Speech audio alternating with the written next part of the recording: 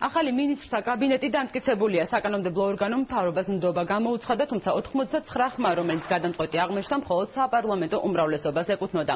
რაც შეეხება ნაციონალურ მოძრაობას, ყოფილი მმართველი გუნდის წევრებმა დღეს რიგარეშეს ხთომა პროტესტის ნიშნად დატოვეს. რამ გამოიწვია საპარლამენტო უმცირესობის უკმაყოფილება და როგორია უკვე დამტკიცებული მთავრობის წევრების პირველი შეფასებები. ნათია სონღულაშვილი განაგრძობს თემას პირდაპირ ეთერში.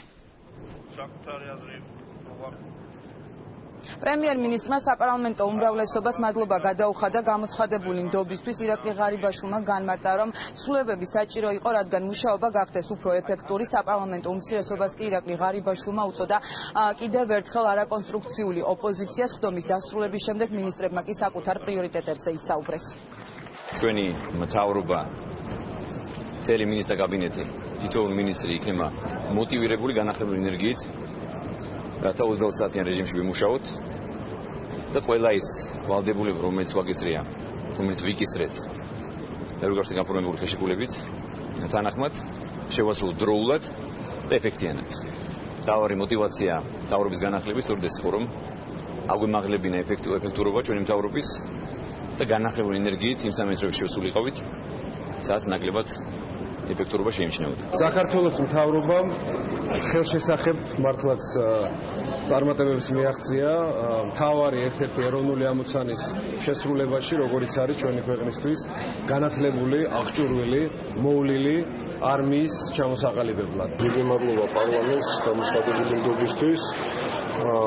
პრიორიტეტი მე მინდა გითხრათ, რომ ამ ეტაპზე მე არ ვარ საქმეში ხოლმე გარკვეული გავაიდენტიფიცირო ყველა ის პრობლემა, რაც იქ არის და შემდეგ უკვე ამის შემდეგ უკვე დაიგეგმება უკვე პრიორიტეტებად დაიხება ყველა ის საკითხი, რაც აწუხებს ამ სისტემას. მთავარი პრიორიტეტი იქნება ეს არის გარემოს დაცვის მმართველობის გაუმჯობესება, ესე იწყება ასოცირების ხელშეკრულების საგადიდებულება, შემდეგ უკვე მოდის 6 თავი, რომელიც ჩვენი სამინისტროს მნიშვნელოვანი ნაბიჯები იქნება გადასაქმელი, ეს იქნება ევროკავშირის გარემოს დაცვის სტანდარტების ადაპტირება არსებულ კანონმდებლობაში და შემდეგ ეტაპობრივად ამ კანონმდებლობის ფარგლებში აღსრულება.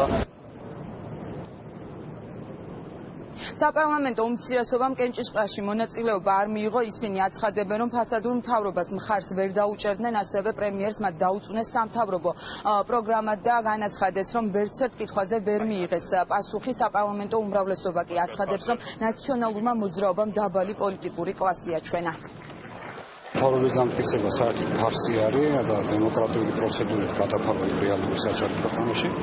ეს ქვეყანაში არის ერთი ადამიანის ავტორიტარული ოლიგარქიული რეჟიმი. ამ ერთ ადამიანს ქვია ბიძინა ივანიშვილი და ეს ადამიანები არიან უბრალოდ ამ რეჟიმის მსახურები. ჩვენ ვერ მივიღეთ პასუხები პრაქტიკულად ვერცერთ კითხვაზე.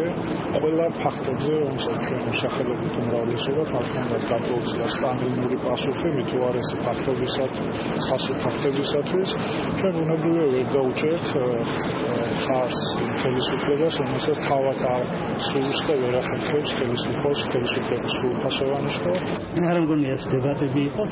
ნაციონალურ მოძრაობამ დღეს აჩვენა დაბალი პოლიტიკური კლასი არასწორი გაქრობა. უფრო საინტერესო მათი გამოსვლები არ იყო. ყველა საინტერესო იქით იყო ის, რომ ჩვენ სწორებას ახლა ვიღებთ ევროპაზე, ევროპულ ქვეყნებზე, ჩვენი მინისტრები ევროპული სასწავლო შევადაროთ და ჩვენი მეხსიერები ევროპულ მასშტაბში შევადაროთ. ერთადერთი წუხილი, რაც მათ ალაპარაკებთ, ეს არის ის, რომ მათ ხელი არ მიუწვდებათ ძალაუფლებაზე, მათ ხელი არ მიუწვდებათ ბიუჯეტთან, რომლითაც შეუძლიათ საკუთარი ინტერესები დაიკმაყოფილონ. ეს არის მათ უჭირთ ხელი ძალაუფლებასთან გამომშვიდობება. ეს არის ეს გადაწყვიტა ქართულმა ხალხმა, ჩვენმა მომრჩეველმა. მთავრობა პარლამენტმა 99 ხმით დაამტკიცა. კენჭისყრებამდე იყო 6 საათიანი განხილვა, რომელიც მწვავე დებატების ფონზე მიმდინარეობდა. დეტალები ჩვენ სიუჟეტში. საპარლამენტო და საპრეზიდენტო არჩევნებში და წელს უკვე ადგილობრივი მმართველობის არჩევნებში საქართველოს მოსახლეობის უდიდეს უმრავლესობამ მხარი დაუჭირა ჩვენს პოლიტიკურ გუნდს, კოალიცია ქართულ ოცნებას და ეს არის უდიდესი ნდობა, რომელიც ჩვენმა ხალხმა გამოგვიცხადა. მოსახლეობისგან ნდობა მინიჭებული ოცნების მთავრობა ახლა უკვე კანონმდებლების ნდობის მოპოვებას 7 საათის განმავლობაში ცდილობდა. პრემიერმა დეპუტატებს ის პროგრამა გააცნო, რომლის განხორციელებასაც მინისტრთა განახლებული გუნდი შეეცდება. ჩვენი პროგრამა ეყრდნობა საქართველოს ყველა მოქალაქის უპირობო პატივსცემას. ჩვენი მთავრობის პოლიტიკა დაეფუძნება საქართველოს მოსახლეობის მიერ კაფიოდ გამოხატულ ინტერესებს. მოქალაქეთა ჩართულობა სამთავრო პოლიტიკის დაგეგმვისა და რეალიზაციის პროცესის უმთავრესი საფუძველი იქნება. ამ უაღრესად მნიშვნელოვან პერიოდში მთავრობის უსვლელ პრიორიტეტად რჩება ძლიერი, ეფექტიანი დემოკრატიული ინსტიტუტების შენებლობა. პრემიერის შემდეგ საპარლამენტო მიკროფონი ოპოზიციისთვის ჩაერთო. გოგა ხაჩიძე სხდომათა დარბაზში მომზადებული მივიდა. სიტყვით გამოსვლისას დეპუტატმა ექს-პრემიერის აუდიო ჩანაწერი ჩართო, თუმცა მცდელობა თავმჯდომარემ აღკვეთა და ხაჩიძეს მიკროფონი გამოურთო. ეს არის ციტატა ბატონი ბიძინა ივანიშვილის გამოსვლიდან, ჯერ მოусმინოთ. ძალიან ხოთ გათიშოთ მიკროფონი. მიკროფონი გაუთიშეთ ხაჩიძეს. თქვენ მეგონი ანი მიროტაძე შეკითხვა. განათლება, ჯანდაცვა, ეკონომიკა, გამოუძიებელი საქმეები და რუსეთ-საქართველოს ურთიერთობა. ოპოზიციის დეპუტატებმა საპარლამენტო ტრიბუნასთან დრო მაქსიმალურად გამოიყენეს. სიტყვის უფლებით ისარგებლა უმრავლესობამაც. ოცნების გუნდის კითხვების ადრესატი ხშირ შემთხვევაში პრემიერი სულაც არ იყო. რამდენჯერმე უმრავლესობამ პასუხისმაგივრად ღარიბაშვილისგან პირობის დადება მოითხოვა. გვაძლევთ თუ არა ჩვენ პირობას, ჩვენ და საქართველოს თითოეულ მოქალაქეს, რომ საქართველოში აღარასოდეს აღარ იქნებიან ისეთი მინისტრები, რომლებიც ითხოვენ გვამებს და გვამებში არიგებენ პრემიებს. უმრავლესობამ მთავრობის მეთაურისგან საჯარო პირობა მიიღო. მე გიდასტურებთ, რომ ვანო მერაბიშვილის ნაირი კრიმინალი მინისტრები ვერასოდეს ვეღარ დაბრუნდებიან. უმცირესობამ კი კონკრეტული შეფასებები. თქვენ ხართ აბსოლუტურად არაკონსტრუქციული, თქვენ ეწევთ დემაგოგიას და ტყუილს ეუბნებით მოსახლეობას. ის როგორც იქცევა ბატონი გოგა ხაჩიძეს, ეს არის შეურაცხყოფელი ჩვენი ქვეყნის ერთ-ერთი ყველაზე მნიშვნელოვანი ინსტიტუტი საქართველოს პარლამენტის, ვეღარ დაბრუნდებიან. პრემიერის შენიშვნის შემდეგ გოგა ხაჩიძე შეეცადა უფრო კონსტრუქციული ყოფილიყო. ოპოზიციონერმა დეპუტატმა დღეს რეკორდული რაოდენობის მადლობა გადაიხადა. მინდა ძალიან დიდი მადლობა გადაუხადო ბატონ ბიძინას იმისთვის, რომ ასეთ პრემიერ დაგვინიშნა. დიდი მადლობა ბატონ ბიძინას იმისთვის, რომ ასეთ მთავრობა გვეყოლება. მადლობა ბატონ ბიძინას, რომ ასეთი პარლამენტი ვართ თქვენთან ერთად.